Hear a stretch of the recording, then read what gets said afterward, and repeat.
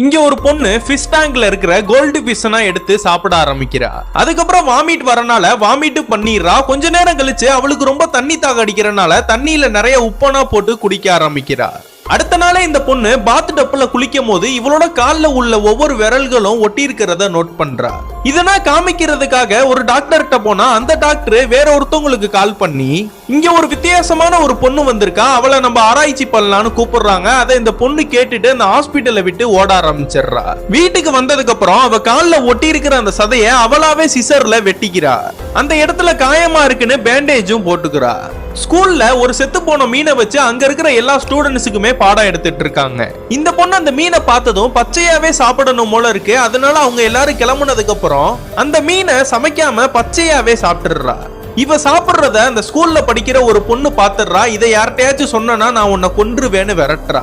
இவ கால்ல இருக்கிற ஒவ்வொரு பார்ட்டுமே மீனோட தோல் மாதிரி மாறிக்கிட்டே வருது. அடுத்த நாள் இவளை பார்க்கலான்னு இவளோட ஃப்ரெண்டு இவங்க வீட்டுக்கு வரா. இவளுக்கு நடக்கிற எல்லாத்தையுமே அவங்க ஃப்ரெண்டு கிட்ட சொல்லிடுறா. அடுத்த நாள் தூங்கி எழுந்து பார்த்தா ஒரு கடல் கன்னியாவே மாறிடுறா. உடனே பாத் டப்புல போய் இவ மேல தண்ணி பட்டதுக்கு அப்புறம் தான் இவளுக்கு ரொம்ப நிம்மதியாவே இருக்கு. அதனால வீடு முழுவதும் தண்ணியை நிரப்பி அந்த தண்ணியிலேயே மிதக்க ஆரம்பிக்கிறா. அவளோட ஃப்ரெண்டுக்கு கால் பண்ணி இவளை பத்தின எல்லாமே அவளுக்கு எக்ஸ்பிளைன் பண்ணி என்னால ஒரு நார்மல் கேர்ள் மாதிரி இங்க வாழ முடியாது, நான் கடலுக்கு போறேன்னு அவளை கூட்டிட்டு போறா. கடைசியா இவங்க ரெண்டு பேருமே மீட் பண்ணி அழுதுட்டு இவளுக்கு பாய் சொல்லிட்டு இவ கடலுக்குள்ள இறங்குறா. அந்த கடலுக்குள்ள போனதுக்கு அப்புறம் தான் இவளுக்கு ரொம்ப நிம்மதியா இருக்கு.